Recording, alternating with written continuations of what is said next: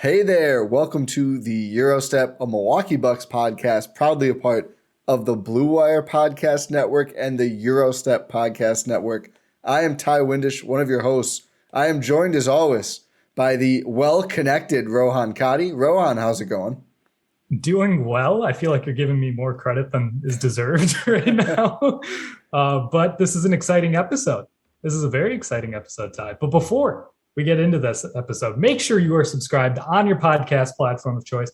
Make sure you leave a 5-star rating on Apple, Spotify. If you leave a review on Apple or wherever you can, send us an email at eurosteppod@gmail.com. We'll make sure to read it out at the end of the show, so stay tuned for that. Make sure you subscribe to the Substack, gspn.substack.com. Make sure you subscribe to the YouTube, Eurostep Podcast Network. Follow all of us on Twitter. I think that's all the plugs, right? I think so. Did you say Substack? I did. Okay. gspn.substack.com, everyone.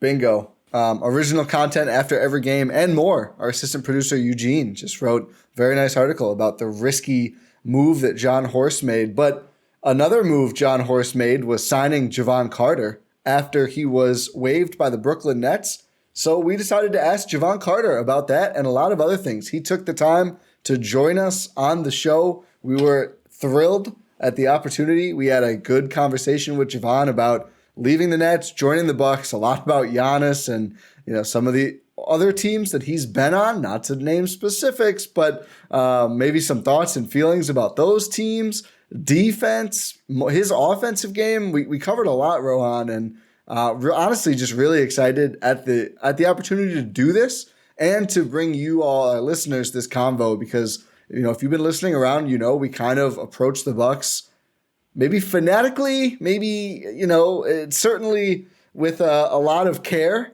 We spend a lot of time on this. So getting to nerd out about the Bucks with a Bucks player, an active Bucks player, was a first for us, but it was kind of on the podcast specifically as a first for us. We talked to Jordan Wara and Mamu after the Herd game, but this was an exciting one.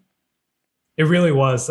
Just great conversations all around. We get some fun answers from Jevon, like who's the hardest player to guard in your opinion? Who do you think is the best defender? Where does Giannis rank among his teammates? Plus like his offensive game. Just a lot of great stuff. You guys are going to love it. Yeah, absolutely. So without further ado, no more plugs to do. We'll get right into it. Here is the Eurostep interview with Jevon Carter. First off here, Jevon, thank you so much for taking the time here to join us on the Eurostep. We're super excited to chat with you.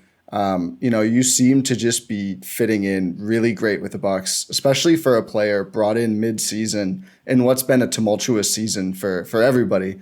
And I know you've credited the Bucks in post-game interviews with, making it easy, putting you in a really good position to succeed so far. But I wanted to ask you specifically, what do you think about your game and the guys, here on the Bucks, Giannis, Chris, Drew, what's going into that meshing perfectly so far as the Bucks are on this winning streak? I feel like the guys are just dialed in defensively. You know what I'm saying? Playing with a team that just locks in defensively in the NBA, I feel like that's just going to get you a lot of wins in this league because everybody's really worried about their scoring and how they're going to score. But not too many teams are really locked in on their defensive end every possession, trying to win games night in and night out. And I just feel like that's what kind of makes us different. You obviously were a member of the Phoenix Suns when they faced off against the Milwaukee Bucks in the NBA Finals last July. What did you see in that Bucks team you faced in the finals? I know it's different. And did that have any effects on you being a member of the Milwaukee Bucks now, during that process? What did I see? I feel like the difference was when they started picking up full. I feel like things got real tough for the Phoenix Suns. And I feel like that was the difference maker, honestly. You said, did that play a role in me coming here? I mean, when I got waived, it ain't like I had many teams, calling, trying to have me, you know what I'm saying? And Milwaukee was one of the teams who was really thrilled to have me. So I was just happy to be a part of it. Yeah, you mentioned the press defense, which is fitting because, going all the way back to Press Virginia in your college career, you've been utilized as the point of attack in those kind of defenses. That's certainly been the case with the Bucks as well. I feel like the whole team, but you as kind of the main weapon there has really changed some games by pressing teams and really putting defense first here for Milwaukee. And you mentioned they did that in the finals. They didn't always do that as much in the regular season, especially. So is that when you came in, was that something where Coach Budenholzer had in mind right away that wanted to use you more for press? Was that something that you suggested? I just wonder like the process and utilizing press more and kind of weaponizing your defense in that way. When I got here, he just told me to go out there and be me. Whatever that is, whatever that was, whatever I bring to the table, he just told me to just go out there and do me. So he kind of just gave me the freedom to just do whatever I wanted to, as far as if I wanted to pick up, if I didn't. But honestly, I like picking up. That's how I've been playing basketball for a long time. I kind of know no other way to play, honestly. So that's just who I am. Yeah. I like it. Let's go back a little bit. I've heard in high school, you really, really enjoyed playing baseball, and you had to make a decision. You made the decision, to like focus on basketball full time. And obviously that's launched you into a successful NBA career. But considering you were like a strong baseball player in high school, have you ever talked to Pat Connaughton, noted dual sport athlete Pat Connaughton, about being a dual sport athlete? No. We haven't had a chance to really talk about it yet. We had to ask because I'm sure it's not this way like for you guys actually on the team, but every broadcast that whenever Pat is playing, it's always brought up on the broadcast. It's become like a drinking game for Bucks fans of like how long until this national TV broadcast until somebody mentions that, Pat played in college and can throw 90 miles an hour or whatever. So it's probably silly to assume that Pat Connaughton also tells everyone this, but that's just the way it seems like from watching the national coverage of the team. Okay. Changing gears a little bit here to your earlier portion of the season, with Brooklyn. I think obviously, that a landscape shifting trade occurred. Part of the reason that you were able to make the move and sign with Milwaukee, James Harden going to Philly. I'm sure you can't go too deep into any of this, but I remember leading up to this, there was some smoke about, Harden might get traded. And it just seemed so wild to me. Like there's no way a player like that would get traded. Did you think that would ever actually happen at some point? Or were like players as surprised as some of the rest of us? Honestly, surprised just like you guys. Being there, you never really know what's going on. You know what I'm saying? What's going on in the front office. So it's kind of hard to really tell. And then it ain't like it's a lot of conversation about it going around in the locker room. So when it happened, it was a surprise for everybody. Yeah, it definitely was a surprise. It was a big deal around the league, but I guess it works out. You're a member of the Bucks now, and from the outside looking in, from like our perspective, when you think about a team like Milwaukee and the culture that they have, it seems very tight knit. It just seems like a team where it's just like they're just locked in, focused every day. They're not going to tolerate like any outside noise or outside distractions or anything. How would you define the culture of this team? So like through your lens of this team so far? Selfless. Yeah, that's really the best word I can say to describe this team. Honestly, like everybody's just selfless. I don't feel like nobody's out there playing for themselves. Everybody just out there doing whatever they got to do to help the team win. Yeah, and I feel like that's just how the game of basketball is supposed to be. Honestly. I just want to ask, and I think it feels, at least from the outside, that, a lot of that has to do with Giannis and that comes from him, but not trying to, be the petty fan or have shade thrown any other way. But in your experience, playing on a few teams before this, like, is it usual for a team to kind of operate in that selfless nature, or has that not been the norm so far? That's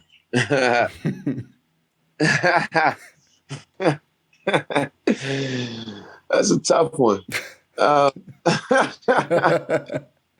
done seen it. I put it like this. I done seen it and I haven't seen it. Just put it like that. Roger that. I appreciate that over the no comment. I think that's a fine diplomatic answer. Yeah.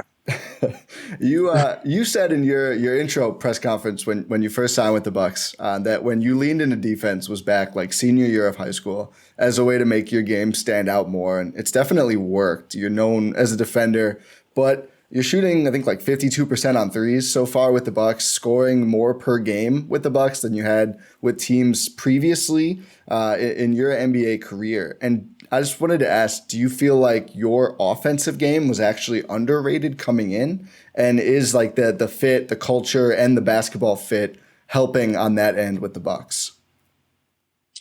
I mean, honestly, I've always felt like my offense is always underlooked because I'm a defender. Mm-hmm. You know, it's like more times than not, if you're a defender, it just triggers in everybody's mind that you're just a defender. Not many guys get labeled as a defender and they be like, oh yeah, he can score too. They just be like, well, if he don't score as well as he play defense, then he's a defender. So they just leave it at that. And for me, I kind of like it. It works in my favor because I'm always open. So I love being labeled just a defender because they don't guard me at all. Yeah. Speaking of which, like I've noticed throughout these games you've been with the Bucks so far, your off-ball movement has been very, very prominent within the scope of the offense. Is that something that the team is really starting to emphasize more? Is it more of you leveraging your basketball IQ while sharing the floor with other primary initiators? That's just me trying to find an area to score, honestly. You know what I'm saying? Like, in my mind, I'm a scorer. Everybody else's mind, I'm a defender. So I'm always trying to figure out how can I score even if I don't have the ball. You know what I'm saying? Or just get in the right position to give my chance an opportunity to score. So that's what I'm looking at as far as when I'm on the offensive end, if I don't have the ball. Yeah, that certainly makes sense. You know, the Bucks in particular, obviously the threes are very important on a team with Giannis down low. But I wanted to ask about kind of utilizing the dunker spot and if that's something that had been as much of an emphasis for offense than other teams for you, or is that maybe something that you're not used to utilizing as much, but obviously looking forward to do more with the Bucks, or just your thought, I guess, on the dunker? Because I know it's something that seems like the Bucks really emphasize in terms of their offense. This is definitely something that I haven't been a part of before. I've never been in an offense where I was told to go to the dunker, so it's new for me. But seeing how the other guys on the team work that dunker spot, I can see a lot of opportunities for me to get easy baskets there. It's just that I just got to do it more, practice it more, just see it more, then I'll become more comfortable with it. Yeah, like all this talk about like you and your offense, your defense, it's just been it's comes from the point that you already have a strong role within this team. I know it's still early, but the playoffs, they're right around the corner. Has there really been any conversations between you, other players, the coaching staff about what your like high level of play during this winning streak could mean down the line, including playoff minutes, or is it just taking it the Giannis mantra of one day at a time? Yeah, just taking it day by day. Yeah. Yeah, I figured that would be the answer. Would have loved if you were like, no, yeah, I'm actually they booked me for X playoff minutes so far, but it seems like the Bucks just are not a team to do anything too far in advance, which seems like it's a working and winning mentality. Definitely. So I wanted to ask about DeAndre Bembry. Obviously, you know, another player on the Nets who ended up joining the Bucks when you did as well, or around the same time than you did as well. You know, what is the relationship with him like before? And I know you said I think you knew Drew a little bit previously, but just you know what it's been like, kind of fitting in on the Bucks, joining a new team mid-season, but at least having one guy that you played with earlier. Me and DeAndre, we actually became pretty close with our time in Brooklyn. Me and him actually became pretty cool for real. So, you know, it was good seeing a familiar face coming in. And then, honestly, coming here, they didn't make it weird or anything. Like, they accepted me from day one right when I came in. So they kind of made it easy to transition in with them, honestly. It felt like I've been here all season for real. That's you say it seems like that for us too, honestly. Yeah.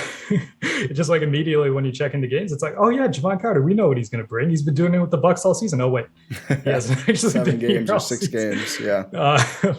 But just like going back to like a general league landscape and you and your career, we talked earlier about like culture and stuff, but you've played with a bunch of elite players throughout your entire career, like superstars like Chris Paul, Devin Booker, Kevin Durant, James Harden, now Giannis. I recognize there hasn't been a lot of time. It's still early days. But where does Giannis sort of fall on that list in terms of like talent and culture setting? He's at the top. How can you not put him at the top, man? He's at the top, man. He's at the top of the list, man. It ain't too many. I've never been around a player that plays the game the way Giannis does. You know what I'm saying? It's one thing to have his ability and to have his talent, but to go out there and treat the game the way he does is just he's so dominant, man. It's just crazy to be a part of. It's crazy to watch on a nightly basis. You think MVP3 should be inbound? I mean, I only been here 7 games. From the 7 games that I've seen, I got him MVP. Definitely hard to argue. Is that like seeing the dominance and just being around him? I mean, obviously anybody can tune in and watch the Bucks or go to games. And you had, we're there for the finals when he kind of really took that step forward, I think, in terms of, the all-time greats really for Giannis. I mean, he's kind of consensus top 25 already, which is crazy to think about for someone a couple years away from turning 30 still. But is that something that you appreciated more, coming here and being around him in practice and in games and being on his team? Or did you kind of just know on the way in what Giannis would be like? I mean, I knew on the way in, but it's still different just watching him do it every day. You know what I'm saying? Just watching what he's capable of and just seeing it every night. It's like, okay, now you see why he averages like 30 every game. You know what I'm saying? It's almost impossible to stop that man for real. It's just crazy. It sure seems like it when you watch the games. Like, what is it? Like the last 2 games, like under 30 minutes, he's putting up like 40. It's ridiculous. Shifted gears a little bit. There was a new episode of How Hungry Are You that dropped yesterday, Serge Ibaka's show. DeMar DeRozan was the guest, and he mentioned that when him and Serge were teammates, Serge was always the slowest getting out of the locker room and always the last one to show up to the plane or the bus. I just want to know if that's still the case. Is that the case for this Bucks team? Is Serge still the slowest, or who is the slowest? Yeah, I would say Serge for sure. Yeah, for sure. It's got to take his time, get the big scarf folded up all right. I mean, it makes sense. Yeah, he got a lot going on. I wanted to ask you just about DeAndre. Another thing, he had played with Bud before in Atlanta at the beginning of DeAndre Bembry's career, and I just wonder, when he found out you were going to be joining the team, or vice versa, what did he, if anything, kind of tell you to give you a preview of what playing for Bud would be like? He just told me, he was like, yo, Bud gonna let you be you. He's like, one thing you don't have to worry about is not being you. He's like, Bud is going to just accept who you are, and he's going to let you go be who you are. He was like, they already know what you can and can't do, so just go out there and be you. I'm like, bet. Is that sort of like a unique thing around the league? Is because it's like the way you mentioned, it's like, oh, in other situations, I'm not going to make you name names, but in other situations I've had to worry about that. Is that not like a common thing in the league? No, sir. I'm just gonna leave it at that. No, sir. I think this ties into something that we talk about, and that actually maybe surprisingly, because I'm sure, I hope for your sake you're not on like Bucks Twitter all the time. There's some good stuff, but as any social media, a lot of not good stuff. But there's a lot of kind of griping about sometimes, maybe like early possession shots that aren't ideal shots, right? Like no pass shots, or early in the shot clock when someone's not wide open, or just a lack of kind of, concrete set plays like people are used to seeing, a ton of drawn up actions, scripted stuff every possession, whereas the Bucks seem like they are more loose, more, letting players thrive within their comfort zones. Is that something that it's just obviously worth it to you as a player to have more flexibility and freedom and less of that kind of, set actions and sort of like the Hoosiers mentality coaching?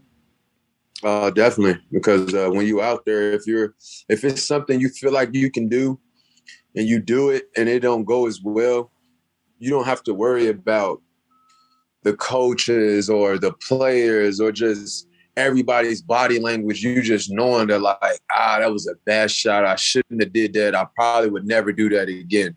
But it's like, no, you don't want to feel like that, because if it's something you feel like you can do or you feel like you can make it, you want to have that confidence to take it every time.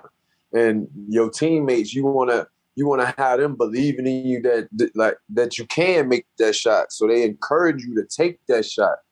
So now you got all the confidence in the world when you're ready to do something, because you got everybody on your side. Then the opposite. Yeah. Seems like it's a good mentality to have. Seems like it's working. And especially like on the defensive end, like that's the type of mentality that it takes on the defensive end as well. And speaking of defense, like you've been on some really strong defensive teams in the past. Obviously, you yourself a very strong defender, though, as we talked about earlier, that's not your entire game. But it seems like this version of this Bucks team has a lot of defensive weapons. They have yourself, they have Drew Holiday, Giannis, Brook Lopez when he's able to play, Wes Matthews, Chris Middleton, etc. List goes on and on. Like, does having so many great defensive players around you really make your job easier, or does it make the defense that much tougher to score on because you don't have like players who are able to be targeted more by opposing teams? Definitely, because there is no drop off. You know what I'm saying? Everybody that touches the ball on the other team is going to have to go against a good defender. So whatever basket they finna get, it's not finna be easy. So if we make you shoot tough shots all night, I'm taking my chances with the Milwaukee Bucks every night. Exactly. I mean, that's really what went into winning the title last year. The offense wasn't always ideal for the Bucks, but defensively, PJ Tucker stepping in as a starter when Dante DiVincenzo goes down, that was it, right? That was like, you won't score enough. We'll force transition. Giannis will figure it out. Chris will figure it out. Drew will figure it out. And we'll get enough points. But if other teams just can't score, it's just really, really hard to win that way. So, is that, I guess, leaning into defense? I mean, I know the Bucks are basically just wanting to play free anyway. But do you feel like from the coaching staff and the organization that, there is an emphasis on wanting to lean more on defense than offense? I don't know. It's kind of really tough to say, because it's like, I don't know. This team, it's not like we're really just talking defense. It's like they just already know what they're doing for real. And by the time I got here, it was just like, I just fit in with the rest. So like it ain't. I wouldn't say it's something we just talking about it every day, but it's just something that they just already know that they got to go out there, lock in, and do. It's just who they are for real, and I love it. Yeah, this team, they have, like, the pillars have been here for a little bit. Obviously, Drew was only here last season. But like Giannis, Chris, Brook Lopez, they've been here for a couple of years, especially the defense anchored by Brook Lopez. Speaking of which, he's been getting some 5-on-5 running with the Wisconsin Herd practices. Have you seen? How's he looking from your end? Have you seen anything? No, I haven't got a chance to see it, actually. Oh, okay. Did you have to sign an NDA if you saw Brook Lopez work out? I feel like this is the tightest secret in Milwaukee Bucks history. I don't know, but I haven't seen it though. Okay, understood, Roger. Yeah. I wanted to ask you just kind of an off the cuff question, but Rohan mentioned playing with Giannis, playing with Drew, two players who are all defense level guys for sure, and I think they've both gotten that honor in years past. Who do you think the best defender that you've ever played with is? And it doesn't have to just be on this version of the Bucks, although obviously some really good candidates here. Best defender? Besides you. You can say you if you want, but I'm interested in who else. I'm going with me then. I'm going with me. I got them all beat. Who's number two? I don't know. Giannis or Drew? Yeah, just one of them. They obviously do such different things, but clearly it's quite a pair of defenders. Yeah, it's tough to really say for real because they're. I don't know. It's tough. It's really tough. I just know I'm over both of them. Do you one more quick defensive question? You know, some people, especially last playoffs, especially the Nets series, kind of questioned Giannis's DPOY credentials because he would start so many possessions off ball, off of primary, offensive players to anchor the help side defense, right? And cover so much ground that way, in addition to being a great on-ball defender. Do you think that argument is kind of ridiculous given what he contributes to defense no matter where he is or who he's guarding? Come on now, tell him whoever's saying that, stop it. Look at Rudy Gobert. How many times he guarding the ball? Yeah. How many defensive player of the year he's won? Where's the argument there? So I don't even want to get into that. That's just nonsense. They don't know basketball. Glad we're in agreement there. Yeah. Yep. Let's flip the question though. You're a great defender, obviously number one on your list. Who's the toughest player you've had to guard? Who would you say is the toughest guard? Ooh, toughest to guard. Ooh, that's a tough one. Probably Kyrie. Kyrie? Yeah. So shifty with the ball. He's a tough cover. He's a tough cover. Do you feel like generally it's harder in your experience to guard someone like that? And obviously you pick Kyrie, so maybe it's obviously yes, like someone who is, faster, shiftier, better handle versus a player maybe more like Harden or LeBron or whoever else. Obviously LeBron is a forward, not really a guard, but someone who's just strong. Russell Westbrook, we'll say. Yeah, because man, when you I feel like Kyrie's tough because he can do everything with both hands. Yeah. You know what I'm saying? So it's like you can't really send him left because he can go left and score on you. You can't send him right because he can go right and score on you. So it's like, now what? You know what I'm saying? Now you just got to try to guess right. And he got all the moves in the world. So it's hard to guess right every single time. Oh, well, that's a potential first-round playoff matchup. So for at least 4 games. Yeah, at least we'll see what happens there. I don't know. Like just thinking about this team in general, like you a part of this team. Obviously, this team has championship aspirations, and like they've been there before. You're now joining the reigning champions. Is there a confidence? Like, is there a quiet confidence within this team? Like, oh yeah, we're definitely capable of doing this again. Because it seems like at points during the regular season, which is obvious, it's the regular season, not the playoffs. There's just a little bit of a lull. You're like, okay, wake me up when the games sort of matter again when it comes postseason time. Now it's starting to ramp up again. The schedule is tougher. Is there that quiet confidence? Like, yeah, we're totally ready to do this again. Oh, for sure. I mean, why wouldn't it be? Why shouldn't we feel like we can go win it all again? You know what I'm saying? They already proved it once. So now it's like, let's go prove it again. Absolutely. I wanted to ask, is it, and obviously, every player, yourself included for sure, you want to win every game. You want to give 100% every game. I mean, that goes without saying. But is there any maybe added incentive or like chip on your shoulder type deal with, getting waived mid-season? Obviously, it's bigger than you. It wasn't just a you decision. There's a lot happening with the Nets in the league.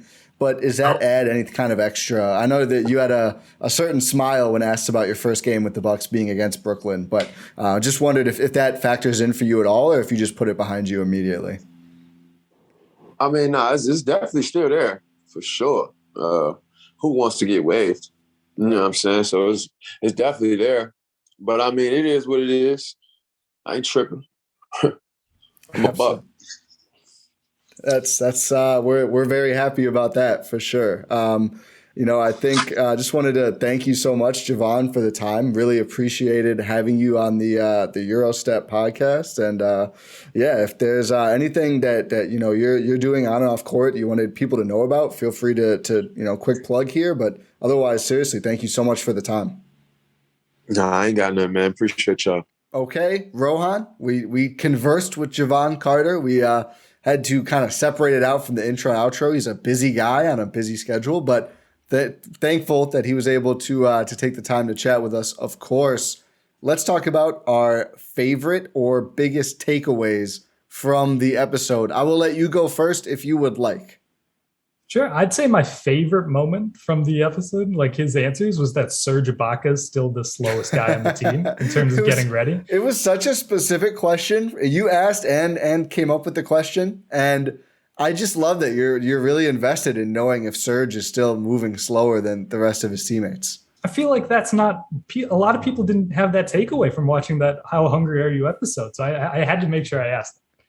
You got a good answer. I honestly, I really expected Jevon to just be like, I haven't really paid attention or, something like that. And I love that he's just like, oh yeah, Serge is definitely the slow. How slow is Serge? Should have been the follow-up we asked. It's like hours. Like, are the Bucks going to miss a game because of Serge Ibaka? Maybe.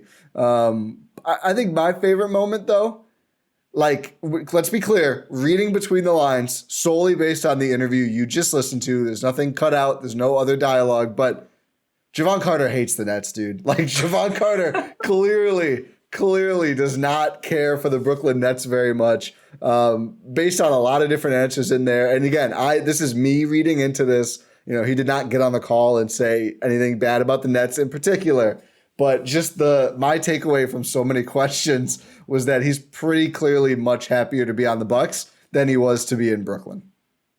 It's better to have that guy when you're facing a team like Brooklyn potentially. So there's some demons he could exercise there. There sure are. And I think I didn't ask him. I thought about it, but I thought, no, that's probably too specific. Maybe if we ever get to talk with him again, maybe after a playoff run, you've got to imagine if he's able to outplay Goran Dragic in a series, that would be a pretty tight moment for all Bucks fans and especially for our guy Jevon. But and just asking, I think I've referenced the smile. It's the stand-in picture on the YouTube, if you're watching this whole time, has been the smile. Unfortunately, Jevon was not able to connect via video. But he had a particular smile when asked about his first Bucks game being against the Nets. So I kind of figured, but totally logical, totally makes sense. And hey, you never mind having a guy like that on your team.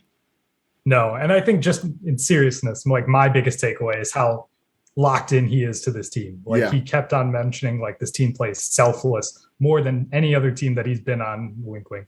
Buys it on defense, which not all teams do. Allows him to be himself, which doesn't happen on every team, Rohan. Apparently not. And apparently this coaching staff just lets him play free. It's just like, that's the type of stuff you love to hear about this team, right? Like we can see that as observers, like, oh, this team they just seem locked in. Like they're not going to let any outside distractions get to them. But to hear that coming from a player saying like, oh yeah, that's actually the case. Like this is how we operate on a game to game, day to day basis. Like that was fun to hear.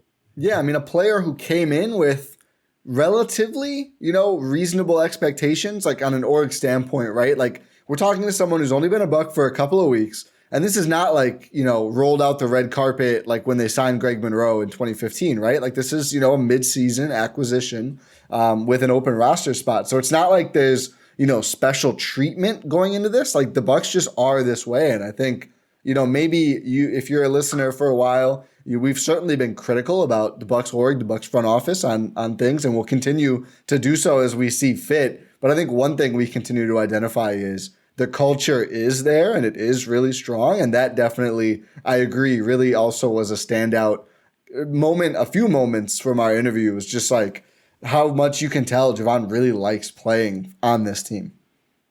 Yeah, like when we talked about his answers, like a lot of that came from Giannis too. Yeah. Like he put Giannis right at the top of the list, very top of the list in terms of talent, culture setting. Is he saying that because he's on his team now or is he being serious? That I, again, don't know. But we'll take him as his word as we should and say that Giannis is at the top. I mean, we've heard players and Bucks players even kind of, hedge a little bit more. Jevon was like, no, he's got to be number one. Like, come on. So I'm with it. I mean, maybe I'm just drinking the Kool-Aid because he was just on our pod, but I'm taking every single thing Jevon Carter said at face value. I believe in Jevon. How can you not? How could Have you seen the way this man plays? Yeah, it's very straight up. It's like you see what you get and you like it. Yeah, it's not just defense though. Underrated offensive game. It's not just defense. He's an offense first guy. No, not first. Not first. But there's levels, and the offense is closer to the defense than people think. People don't talk about it, but he likes that. Let's not just say every single thing he said on the podcast. I think we're falling into that trap just because we had so much fun doing this. But yeah, anything else? I don't think there's really anything else we have to cover. The Bucks won a lot of games in a row. They're off until Saturday night now, so a lot of time to run this back 2-3 times and really savor it. Yeah, Saturday night. Who are they play Warriors. the Jazz? The Warriors, and then the Jazz on Monday, I believe. If he, aside from the Warriors game, if he is the reason that the Milwaukee Bucks finally win a game in Utah, Goated, right? And listen, if it comes right after a Gyro Step appearance, it might be a trend. I mean, that's my new LeVar thing. Yeah. Just got to keep the win streak going. How many? What's the Bucks record since Jevon Carter's been on the Gyro Step? Let's make that a thing. I like that. We need a long win. So let's just the rest of the regular season, 16 after that, then we can really claim to have had a profound effect. Yeah, yeah. But hopefully you guys enjoyed the episode. Yeah. We certainly did. So hopefully we, put out some good content for you guys. Yeah. Like I said up top, make sure you guys are subscribed. Make sure you leave a 5-star rating on Apple, Spotify, wherever you can. Ty, we have a review to read. Let's read a review. We do. It's a man of few words, Ryan Kratt via Apple Podcasts. 5 stars, of course, wouldn't be read if it wasn't. Headline, good pod. Description, go Bucks. Hey, we'll take Perfect. it. If all you want to, if you are sitting at home saying, I'd love to leave a review, support the show. I know it really helps them, but I don't have anything to say. Just put go Bucks. Bucks at 6, whatever. It doesn't. A 5-star review is a 5-star review. We love when people are profound and really drop their thoughts, feelings, analysis. Next podcast, you will get that. Actually, we have another review on deck, but go Bucks is fine. We agree. We do agree. Go Bucks, and thank you, Ryan, for the review. Make sure you do leave a 5-star rating, like I said, and we'll read it out on the pod like we just did. Make sure you're subscribed on your podcast platform of choice. Make sure you're subscribed to the Substack, gspn.substack.com. Make sure you're subscribed to the YouTube, Gyro Step Podcast Network. Follow us on Twitter. Pod Random, go Bucks, and we will talk to you next time.